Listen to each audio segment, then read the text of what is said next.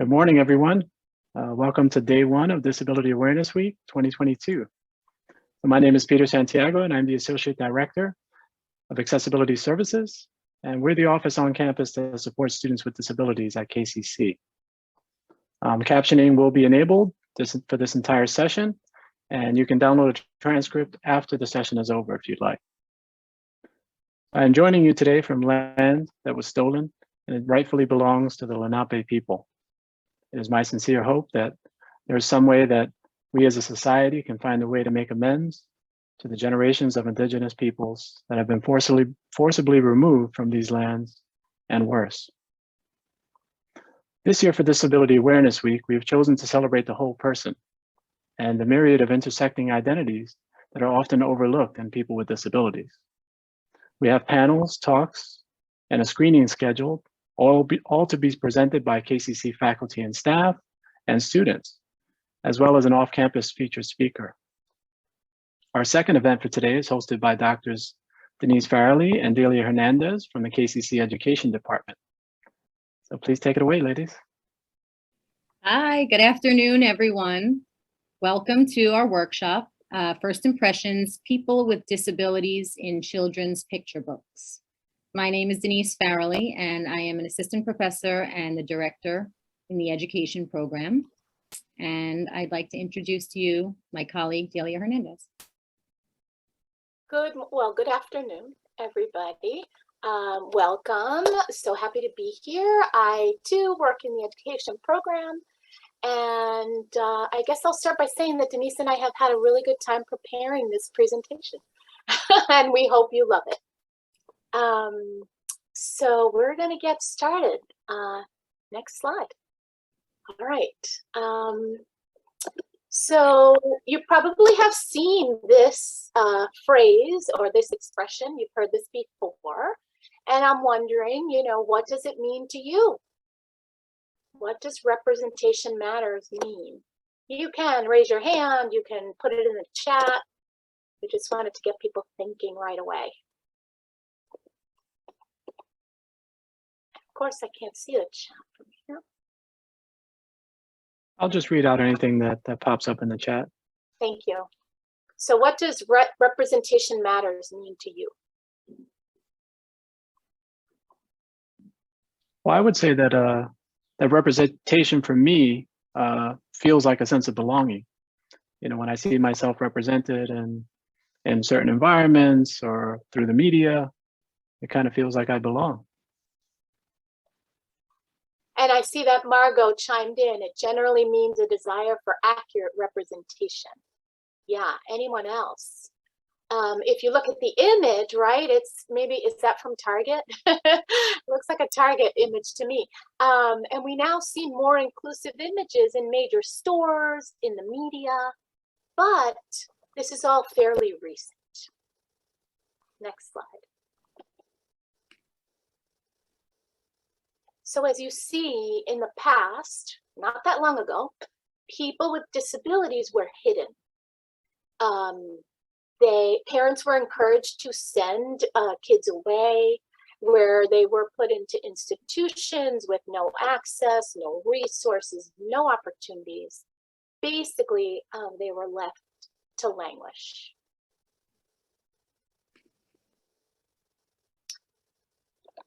And what you see here is the change. In 1990, there was a huge protest, and they call it the Capitol Crawl. Basically, it was a fight for civil rights, right? It was led by people with disabilities. If any of you have seen the documentary Crip Camp, you know what I'm talking about. If you haven't seen the documentary, watch it. It's amazing. So more than 1,000 protesters joined that protest in the Capitol that day. And 60 activists decided to crawl up the steps. They gave up their wheelchairs, canes, all kinds of assistive devices to make a point. And they got themselves by their own bodies up those steps. And if you look at the photo, one of them is actually a child towards the lower left corner. And her name is Jennifer. I have her in the, let me look at her last name, Jennifer Keelan. She's 8 years old, and that's her quote. She said, "I'll take all night if I have to." So she decided she was going to get up there by her means. And this protest was really, really impressive and important. So much so that it helped to pass the American with Disabilities Act. It was signed into law very much so because of the people who protested. And that law aimed to end segregation of physically and mentally disabled persons and promise them equal opportunity to participate in society, live independently, and achieve economic self-sufficiency. Next slide. Oops, my thing went wrong. Here we go. All right. And so a little bit about the act that came into effect, right? So by 1997, Congress enacted the Individuals with Disabilities Act. In 2004, it was updated to the Individuals with Disabilities Education Improvement Act. So under these, students are entitled to a free and appropriate public education in the least restrictive environment, right? And that was the idea behind getting children out of institutions, out of places with no access, to giving them more access. The process begins with an IEP. Some of you may have heard that. Students get a free evaluation, and this leads to an IEP, or an individualized education program, right? A learning plan with very specific goals to that student, right? To that child's needs. The process is meant to be really collaborative. Students and parents have rights. That's a big part of it. The family and the school work together to meet the needs of the student, right? So the IDEA lists 13 different categories of disabilities for special education. For special education services eligibility. And those supports can come in many forms, right? There's legal support, there's parent advocacy, there are paraprofessionals provided to students to give them one-on-one support in the classroom. There are SETS providers, CETS providers, related services, speech, occupational therapy, emotional support, therapists, and a range of modifications in the classroom related to assessment, related to timing, note-taking, all kinds of supports that make education open and available and accessible. I want to end this by looking at the words of Shira, what is her name? I can't see with the whole slide. Shira Jacobson. And she says, you can pass a law. So the law was wonderful, and I just explained all the reasons why. But she, a person with a disability, who is also a writer and a disability educator, says, you can pass a law, but until you change society's attitudes, the law won't mean much. Next slide. So building off that quote that Delia just shared with us, you can pass a law, but until you change society's attitudes, the law won't mean much. So how do we change people's attitudes? And there are several theories about how contact can affect people's attitudes. And the research shows that the greater amount of contact that people and children have with diverse representations of disability, the more positive their views will be on disabilities and people with disabilities. So there are these different theories about contact and how it affects people's attitude. The first one is intergroup contact theory. And this theory says that positive interactions under the right conditions between those belonging to different groups can lead to positive attitudes between groups. So if you look at the little picture under intergroup contact, you can see that children with and without disabilities are interacting, playing, getting to know each other.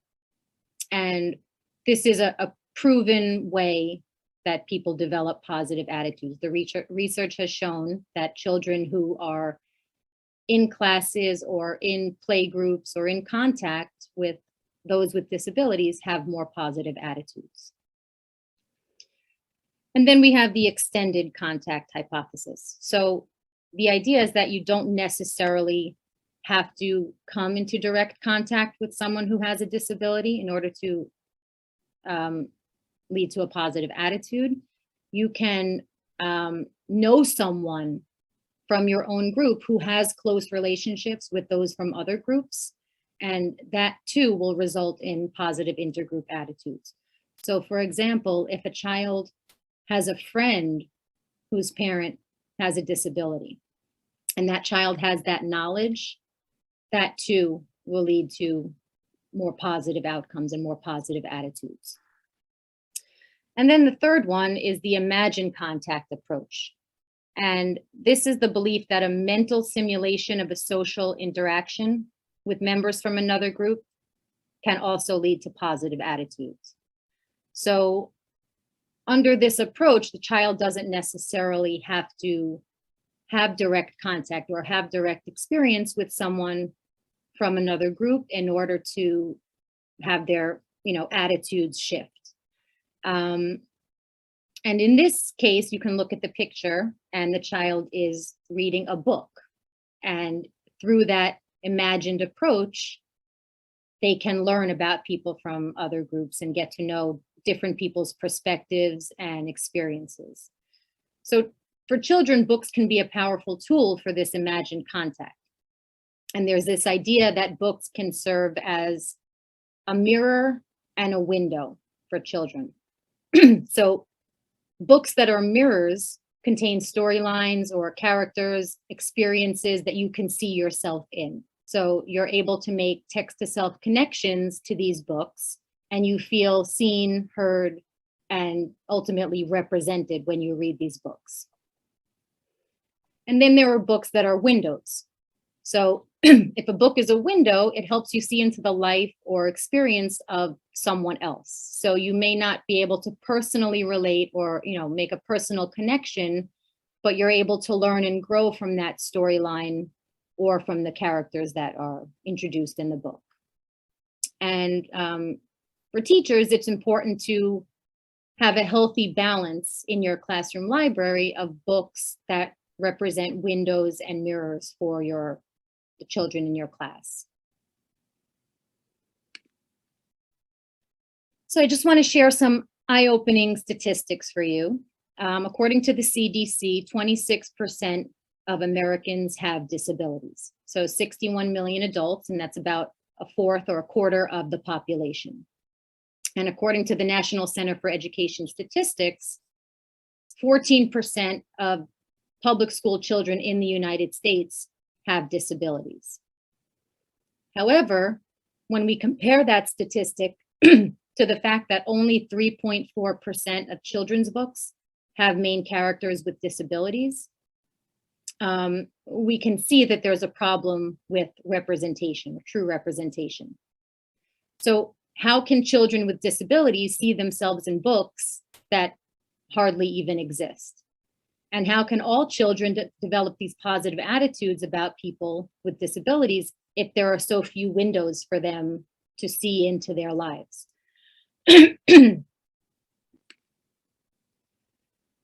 So now we're going to evaluate two children's books whose main characters have a disability. And while we're looking at these books, I want you to think about whether these books have the power to change children's attitudes as hypothesized by the imagined contact approach.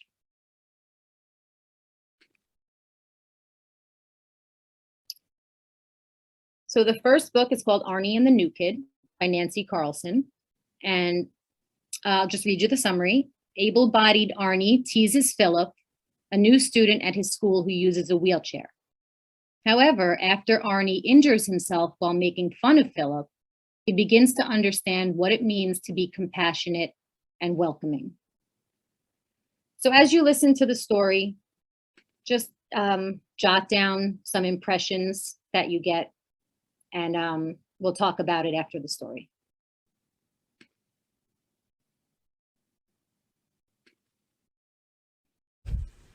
Arnie and the New Kid by Nancy Carlson. There was a new kid in school named Philip. Philip was different from most kids. He needed help doing some things. Other times he didn't need any help at all. Philip didn't have many friends at school. No one knew how to play with a boy in a wheelchair. At recess, Arnie would yell. Let's race, Philip. Of course, Arnie would always win. Arnie would tease Philip. Boy, do you eat slow. Said Arnie. One day after school, Arnie started to tease Philip. Hey, look at me. I'm Philip. But Arnie didn't watch where he was going. Ouch! Cried Arnie. Call the nurse. Yelled Philip. Arnie was rushed to the hospital. A week later, Arnie came back to school. He had a broken leg, a twisted wrist, and a sprained tail. Arnie needed help carrying his books. It took him a long time to get anywhere. At lunch, Tina had to get Arnie his food. Arnie ate real slow. It's hard to eat peas with my left hand, complained Arnie. Even Philip finished his lunch before Arnie. During gym class, Philip challenged Arnie to a race. Philip won. Let me help you up, Arnie. Said Philip. Boy, I could use a wheelchair like you. Said Arnie. After school, Arnie discovered Philip had a huge baseball card collection. Philip asked Arnie over to his house. Well, I don't know. What will we do? Asked Arnie. You'll see. Said Philip. Arnie had a ball at Philip's. They played computer games all afternoon. Soon, Arnie and Philip were doing everything together. After a few weeks, Arnie got his cast off. Arnie was so happy. During lunch, Arnie ate so fast that Philip didn't get a chance to talk to him. After school, Tina asked Arnie to play ball. Arnie said, On one condition. As long as I can bring my coach. Sure, said Tina, and they all went to play baseball. The end. Okay, so just take a couple of seconds, if you might, to just jot down your impressions of Arnie and the New Kid. Is this book representative? Is this a mirror or a window for children? Arnie and the New Kid by Nancy Carlson. Listen to that again. So let me go to the next slide. Okay. So now we have another book, and this book is called Amazing, and it is written by Steve Antony. And again, I'll just read you the little blurb. A little boy and his pet dragon are the very best of friends. They laugh, they sing, they dance, they snooze.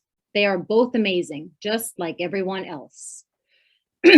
So again, we're going to listen to the story. If you can just jot down some notes, jot down your impressions as we go. And I just want to give you a warning that the reader has a screechy voice. So prepare your ears.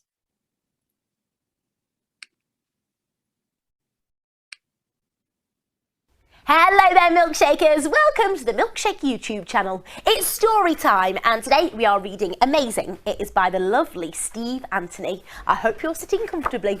You ready? Here we go. Some children have cats. Some children have dogs. I have a dragon. His name is Zibbo. I taught Zibbo how to fly. Up, up, and away. Zibbo taught me how to roar. We do everything together, Zibbo and me. We laugh. We sing, la la. We learn, ooh. We sail, squawk. We dance, whoop. We snack, burp. We draw, look. And we snooze. Woohoo! And all of my friends love Zibbo too. They love to play hide and seek with him. Here I come. I wish he weren't so good. Found you. We like to play basketball too. Score! He's not quite so good at that. Pop! But most of all, Zibbo and I love going to parties. Ooh. Surprise! In fact, Zibbo loves parties so much. Nice hat. Let's party! That he sometimes gets a little bit too overexcited. Sorry. Oh dear. Look at that cat. Bad dragon. Zibbo may be different. Choo choo. But he is my best friend. Let's rock. When we're together, I know that anything is possible because Zibbo is amazing. Oh, wow. Just the way he is. And so are you. Oh, what a fab book, Milkshakers. Oh. Hello there, Milkshakers. Welcome to the Milkshake YouTube channel. It's story. Okay. So I just want to open it up to you. What are your impressions of the two books? And again, you could just feel free to jump in, or if you want to put something down in the chat, what did you jot down? Margot? Hello. I actually work making disability-centered media, not for children, but for adults. So I found this very interesting to see, how the children's stuff is presented. And one of the things that I noticed that I like is in one book, it's more about the disability, but with the, story about the dragon and the little boy, the disability is in the background, which is like really refreshing for me, where it just happens to be there. It doesn't have to be like the plot of the story. So I liked that one. Thanks. Yeah, for sure. Anyone else? I would say in the first story, like Margot said, the emphasis is also on deficits as opposed to, what kids can do. The second story focuses on just the kid being a kid and doing all the things that kids do. Yeah, thank you. All right, so as teachers of young children, we have the autonomy over the books that we read to our students and the way we create our classroom libraries. And as parents, we also have choices about what books we introduce to our children, right? And so it's crucial that we are careful evaluators of the books that we're presenting to ensure that they're high quality and to make sure that the characters are representative of diverse populations. So I have some questions here to consider when evaluating books about people with disabilities. And this is just a few of the many questions that are part of this evaluation process. And at the end of the presentation, you can look at the resources and gain access to that full list of questions. But these are just a few of the ones to highlight. So the first question is, does the author highlight things that characters with a disability can and cannot do? Or are the characters' traits focused mostly on what they cannot do?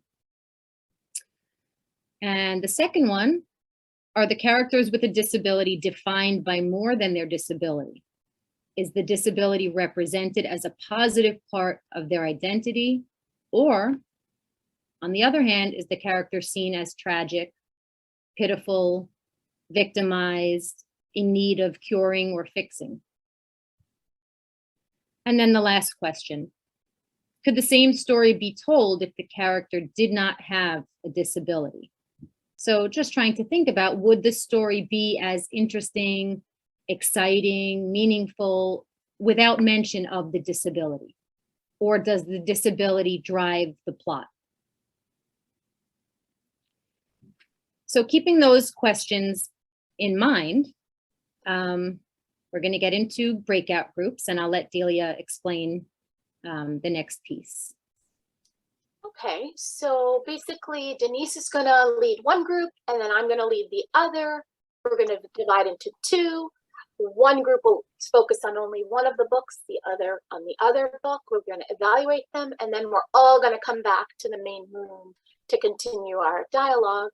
So Denise is setting up groups. You're going to see that little pop-up inviting you to your group. When it pops up for you, please go ahead and accept the invite. Oh, again, can can we do a little bit of a sharing? What did you guys say for the first book, Arnie and the New Kid? Does the author highlight things that the character with a disability can and cannot do? Yes. How so? It highlights like that he eats slowly, that he can't run with his legs, that the wheelchair is very prominent to the other kids. Yeah. And how about in Amazing?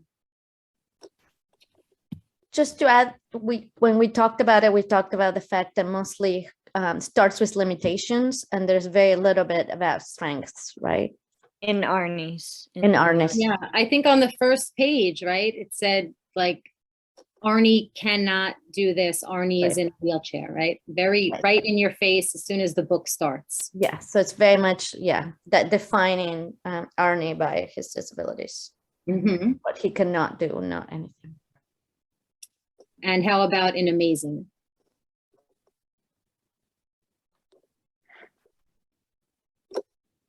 So I can pick it up. The people in my group were sharing that the book showed many things that the characters can do, right? It was a natural approach to telling a story.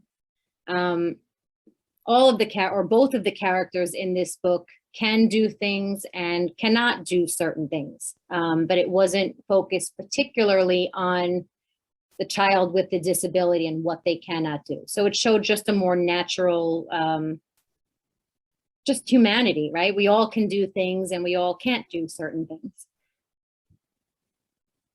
Okay. The next question was, are the characters with a disability defined by more than their disability? So Arnie and the New Kid group, anyone want to share what you thought? I said in the group that like the one scene where he was depicted outside of his disability, the Philip character, was when they mentioned like the baseball cards and the video games, but that was only like one page. So they didn't really go into his personality or any other aspects of him except for that one page. I'm glad that that one page was in there, but compared to the rest of the book, it's very much focused on disability. And I see you wrote here, someone wrote, all the strengths and positives were like an add-on, right? Wasn't sent. Yep. Right. Now, based on Margot's comment, you know, it seems almost as if the New Kid had to bribe Arnie to hang out with him in the way that they set up the story. Yeah, I didn't think of it that way, but yeah, bribe him with video games. Mm-hmm. So I see you wrote token here. What does that mean? The few times I've heard that defined, it's sort of like we're putting this character in here for the sake of like representation purposes, but they're not really like a character in and of themselves. They're just sort of a message that's tacked into the story. Yeah, but not they could have other well-defined. meanings. Yeah. Not well developed, put in there as like a placeholder to demonstrate diversity or representation, but not fully developed. Yeah. And let's contrast that with Amazing. So how was the character or the characters defined by more than their disability? Well, I would say that Amazing was presented as a story for everyone, as we mentioned in the earlier slide. It was such a natural cohesion of the two of the characters being friends. While we did recognize that one was in a wheelchair and Zibbo was not, but yet Zibbo was different in the fact that he wasn't human. There wasn't any total focus on anyone's disability. Rather, the focus was on ableism. And in a sense, their personalities really came through, especially Zibbo's. I love that character. He was a firecracker, you know? And so there were positive images, but again, very naturally displayed and presented as sort of a friendship.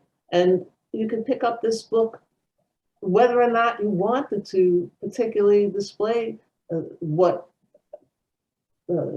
disabled people with disabilities can do. Regardless of that, it was just a nice story being told.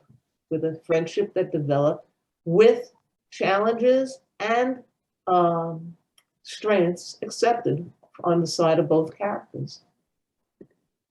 Yeah, so it's like if you were to ask, what is this story about? What is amazing about?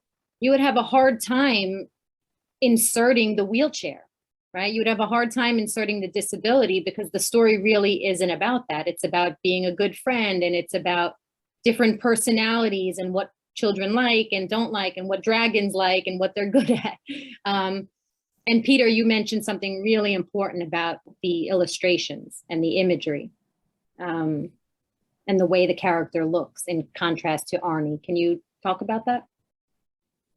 Right. It looks like the authors or the illustrators at least took the time to decorate the wheelchair, to give the character a nice helmet. And you made the comment in our group that would make other kids want to be like this character. So it actually presents them in a positive light and even makes them cool. Yeah, I mean, looking at, I don't know, I don't know if I can zoom back to the next picture, not that tech savvy, but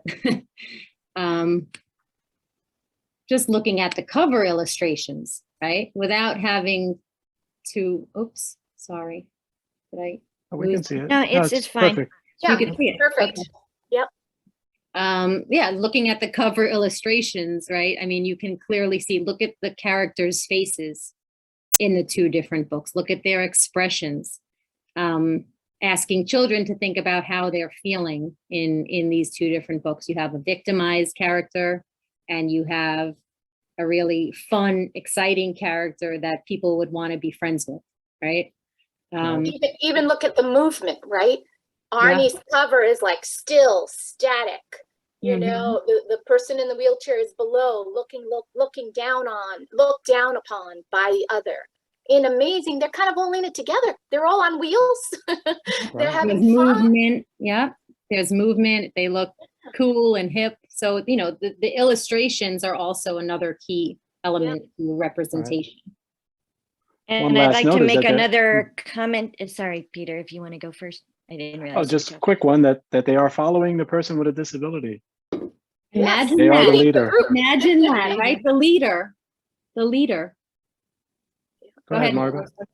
And then somebody was kind of, you know, in our group saying, why did it have to be a dragon character as opposed to like a, you know, a dog or, you know, another human or something like that, like more like rooted in reality. But I think what the authors are trying to do with Amazing is kind of say to kids, like, this is kind of like, what your some of your, like, we're sort of fulfilling a little bit of your fantasies, because a lot of kids like are like, I wish I had a pony, I wish I had a dragon. So they're kind of adding that fantasy element in there just to make it fun, instead of like, you know, what you usually see like with a dog or a cat or something. So they're just kind of making that fun. They're doing the same thing with, like, you know, also making his wheelchair fun. Like it's like part of the whole piece that they're trying to do that. But it's also rooted in reality as far as the way the wheelchair is drawn, like that could realistically happen, especially nowadays, that, like, you know, wheelchairs are seen as more fashion statements instead of sort of the medical chair that Philip has in Arnie. So yeah, and one of the things, Margot, that you added to our dialogue when we were talking about Arnie, it's also even the story is told from the perspective of the able-bodied character. You know, right. So like that's huge right there. So if you have this book, it's meant to be a book about, you know, someone with a disability, yet it wasn't. Yet it was about, the story arc was about the other child's experience. Right. And that's not to say that that child's experience isn't valid. I know many people, even at Kingsborough, that went through a similar arc like that, where it's like, oh, that's what a disability feels like. And then they would even come up to me and be like, you know, use mobility aids. How do you do this? How do you do that? And I think it's really legitimate to tell those kind of stories. But you also, you know, nowadays, you also need to give the disabled characters a little bit more agency over their own stories, even if they're side characters, whereas this is, you know, 1992, maybe they're not thinking about that aspect of it. They're just trying to tell this one particular story on a, you know, a very simple level. Absolutely. And that brings us to our next slide.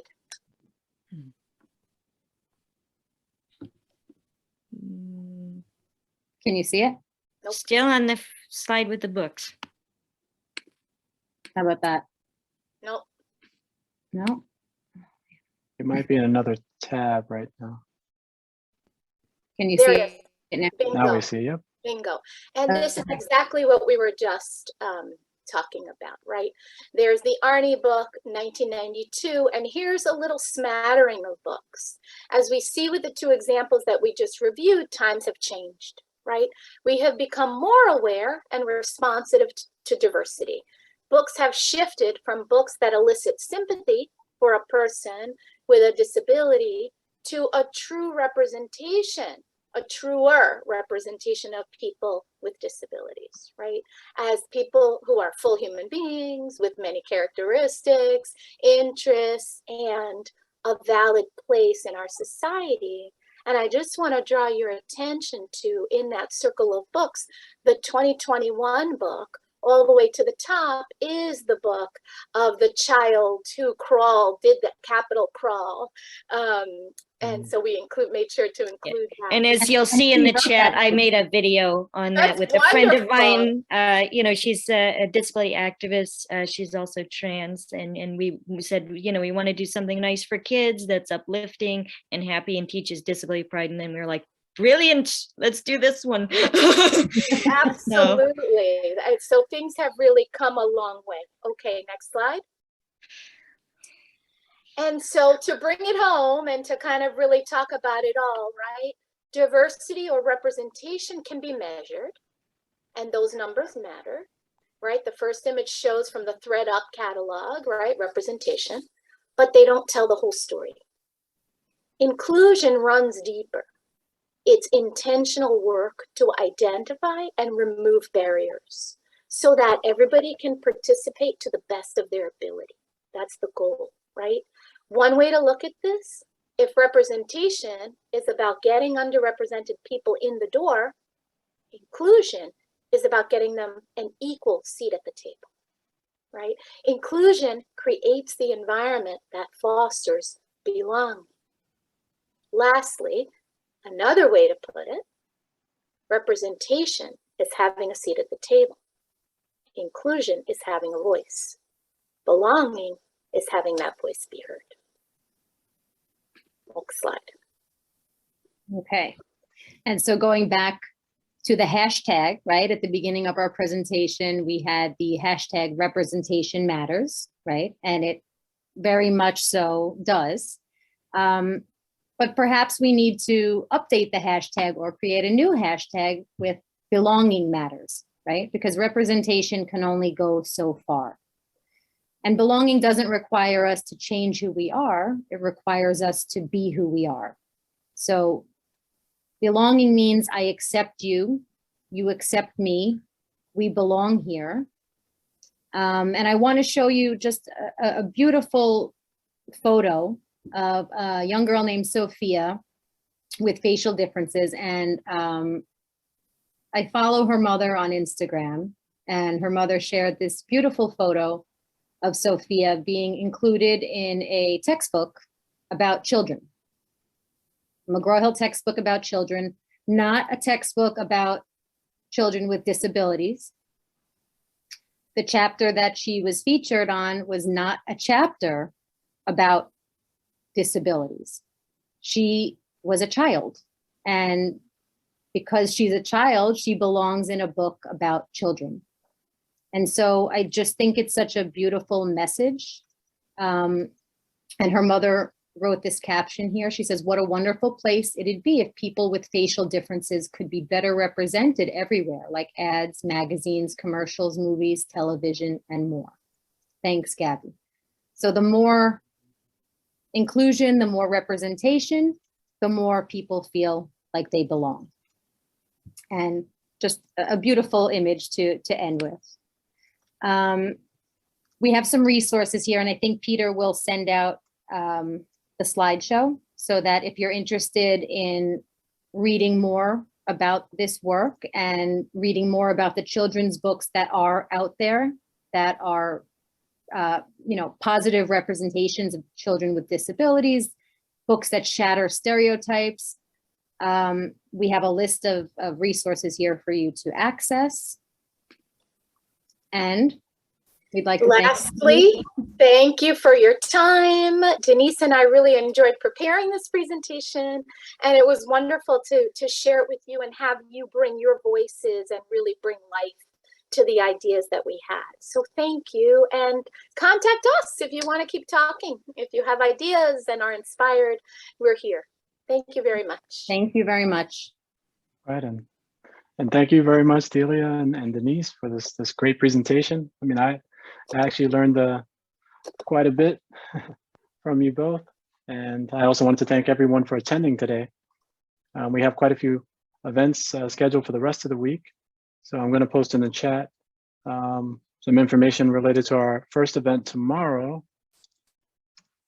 which is going to be Opening Doors to College. So that's going to be our film screening, and it's going to be hosted by our students, our CUNY Unlimited FIG that we have on campus. So the faculty that are part of that group are going to screen this film, and there's going to be a discussion afterwards. Below that, you'll find the link to the rest of our agenda. I think we still have 7 more events to go. So please sign up for any one of those that you find interesting. Thanks again to Delia and Denise. This was amazing. And I hope to see everybody sometime soon at one of the other events. Really wonderful presentation. Yeah. Take care. Thank you. Thank Bye, you. everyone. Great. Great to see you. Bye, Thank you. everybody. Bye. Nice to meet Bye. you. Bye.